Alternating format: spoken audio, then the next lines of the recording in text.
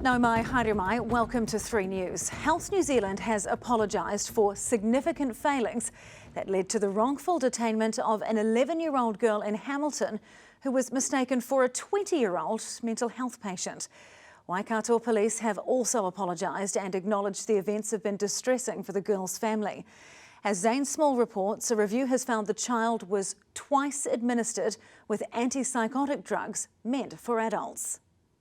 It was here at the Henry Rongamo Bennett Centre, the mental health unit at Waikato Hospital, where an 11-year-old girl was mistakenly detained 4 weeks ago. I just wish to start by apologising to this young person and their family for the trauma and distress that was caused by the events on the 9th of March.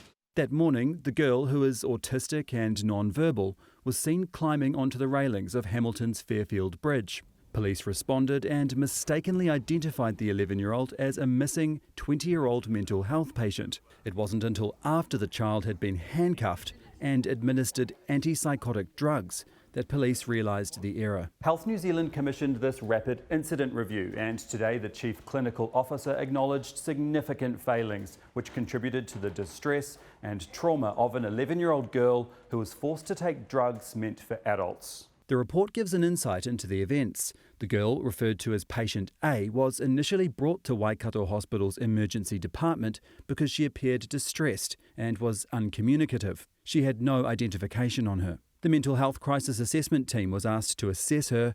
A short time later, the police called and incorrectly identified the girl as the 20-year-old woman, referred to as patient B. What happened in this case resulted from a case of mistaken identity and human error. The 11-year-old was transferred to the intensive mental health inpatient ward, and further down in the report it's revealed she was medicated in the admission area and transferred to the intensive psychiatric care unit.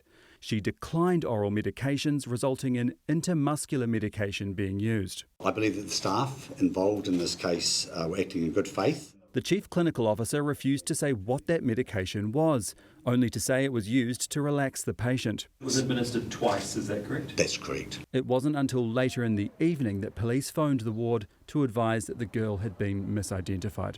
The Rapid Incident Review has made 8 recommendations. When this misidentification happened, there was not a medical assessment done in the ED, so that you'll see as one of the recommendations. Waikato Police have conducted an internal assessment, and in a statement today, Assistant Commissioner Sandra Venables said, "We acknowledge that the events have been distressing for patient A and their family. Waikato Police have met with the family and apologised for the misidentification." Obviously the bit that they need to really dig into and make sure that they make changes and improve was around the misidentification. The Director of Mental Health is now considering a Section 95 inquiry under the Mental Health Act, reserved for serious matters where patients may have been harmed.